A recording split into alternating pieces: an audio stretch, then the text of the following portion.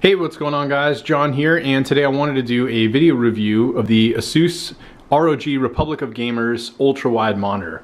Now, there's many variations of this monitor. You can get these in 34-inch. There's also a 35-inch version.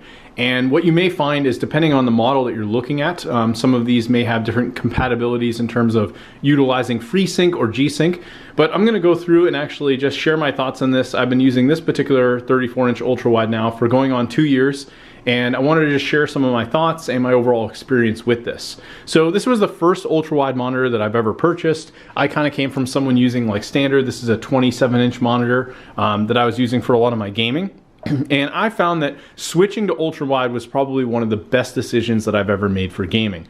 One of the biggest things I would warn you though is that if you're going to be getting an ultrawide monitor and you tend on doing gaming at 1440p resolution, which is what this runs in natively, you're going to be looking at most likely needing a major upgrade to your system to be able to handle graphics that are running on like high or ultra, anything like that in most major titles.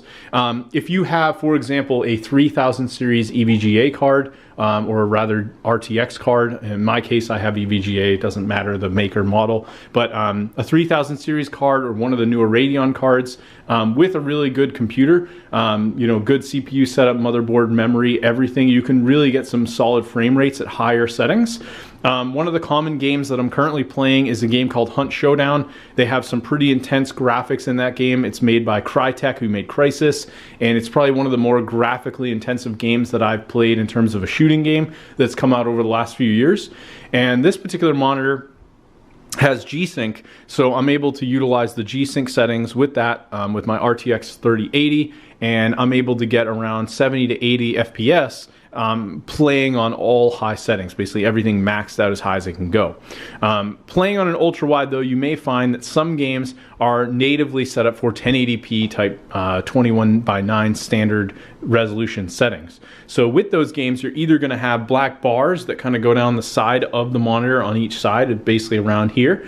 But it's something that, you know, you really don't notice all that much. It doesn't really seem to bother me. With this particular monitor, I know this one has a 100 Hz refresh rate, but if you look around, I know ASUS or ASUS, however you guys decide to pronounce it, I've always picked one of the two.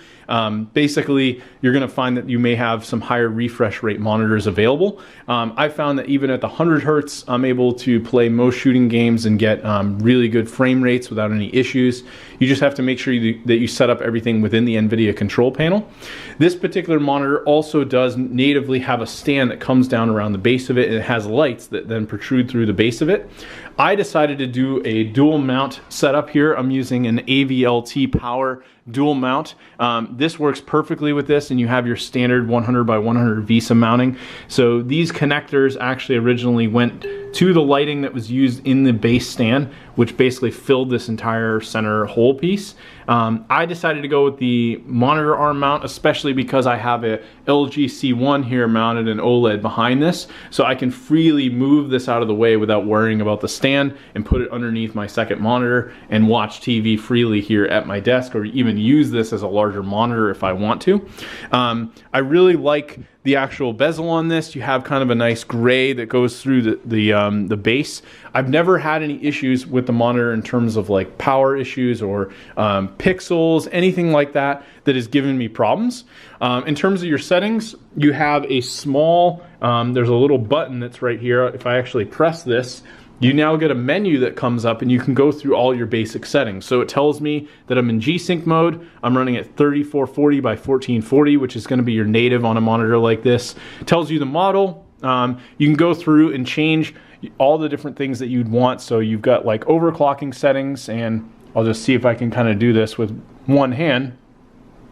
You have all your game visual settings, so scenery modes, race modes, cinema, RTS or RPG, FPS. Blue light filters, color settings.